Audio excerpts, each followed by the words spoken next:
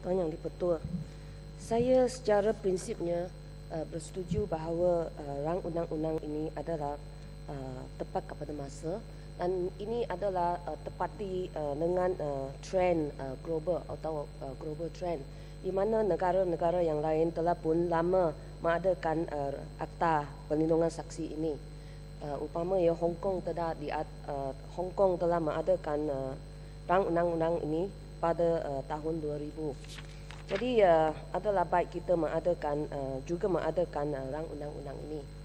Tapi yang saya berpendapat bahawa untuk melaksanakan rang undang-undang ini kita memerlukan satu pasukan polis yang berkesan.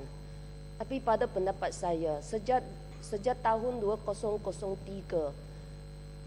kadar jenayah telah semakin meningkat dan nampaknya PDRM ini dan juga menteri yang berkenaan tidak berdaya untuk membendungkan jenayah di dalam negara ini.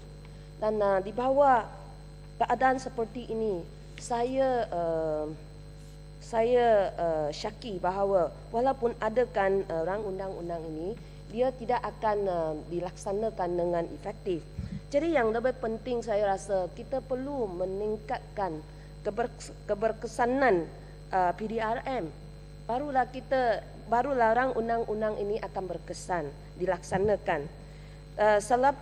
Selain daripada peningkatan kadar jenayah pada tahun kebelakangan ini, ada banyak lagi kes yang telah menjadi tanggungjawab polis. Upamanya masalah-masalah di sekolah, disiplin sekolah pun telah menjadi tanggungjawab polis. Polis perlu pergi ke sekolah untuk menjaga disiplin, masalah disiplin di sekolah. Juga di masalah-masalah sosial seperti domestic violence, keganasan rumah tangga pun telah menjadi tanggungjawab pihak polis. Jadi dengan pendek kata bahawa tanggungjawab polis telah semakin meningkat dan pada masa yang sama kadar jenayah pun semakin meningkat. Tapi pihak polis selalu mengatakan bahawa mereka kekurangan anggota, mereka kekurangan kelengkapan. Jadi saya rasa di bawah keadaan seperti ini, walaupun ada rang undang-undang perlindungan saksi, saya rasa dia tidak akan membantu banyak. Kerana pada waktu sekarang, walaupun ada kes-kes seperti yang dikemukakan oleh Yang Berhormat Grogol, di mana di dalam kes Atantuya di prior detector bala, memang dia perlukan rang undang-undang ini untuk membolehkan beliau kembali ke negara kita untuk memberi keterangan. Tapi banyak kes lain yang kita tidak memerlukan rang undang-undang ini, tetapi tidak selesai juga. Upamanya kes ragut di merata-rata di bandar, di kampung, di tempat berniagaan, di tempat kediaman, merata-rata pada waktu sekarang ada ragut. Ada inspektor wanita yang sendirinya diragut di depan rumah sendiri bersama dengan suaminya dan dicedera. Sampai keadaan seperti ini, adakah kes seperti ini perlukan rang undang-undang perlindungan saksi?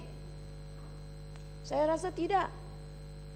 Jadi walaupun saya bersetuju bahawa kita perlukan rang undang-undang ini untuk kes-kes yang besar, walaupun mungkin seperti kes Atantuya, mungkin kes human trafficking, tetapi saya rasa adalah lebih penting kita meningkatkan keberkesanan pasukan polis PDRM, barulah kita dapat kembalikan keselamatan kepada rakyat.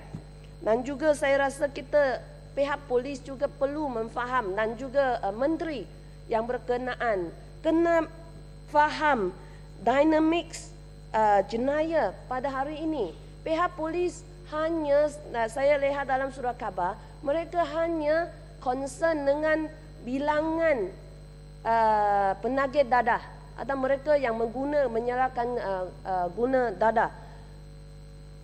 Tetapi mereka, saya rasa tidak faham dadah ini walaupun disalahgunakan. Kalau pengguna dadah itu tidak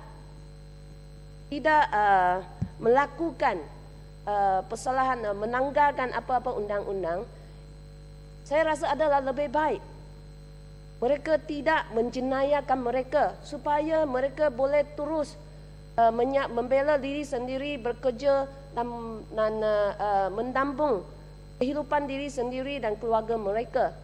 Ini adalah letak ataupun depend on kita, sama ada kita nak menjadikan dia satu pelakuan jenayah atau tidak. Kerana nampaknya polis tumpu tenaga mereka untuk membuat serbuan di tempat-tempat seperti disco, di nightclub atau di mana tempat-tempat hiburan untuk mengkena pastikan siapakah yang menggunakan dadah. Adakah ini akan membantu untuk mengkurangkan kadar jenayah di dalam negara? Saya rasa tidak, kerana sudah lama mereka berbuat demikian, tapi kadar jenayah terus meningkat. Jadi kita menggunakan tenaga ke atas operasi yang tidak mengkurangkan kadar jenayah, ataupun kita menggunakan tenaga tidak untuk mengkurangkan kadar jenayah. Jadi saya menyuruh supaya menteri yang berkenaan dan juga kerajaan untuk mengkaji semula dalam caranya untuk memerangi jenayah dan juga caranya untuk memerangi atau mengatasi masalah kegunaan dadah dan jenayah. Itu saja. Terima kasih.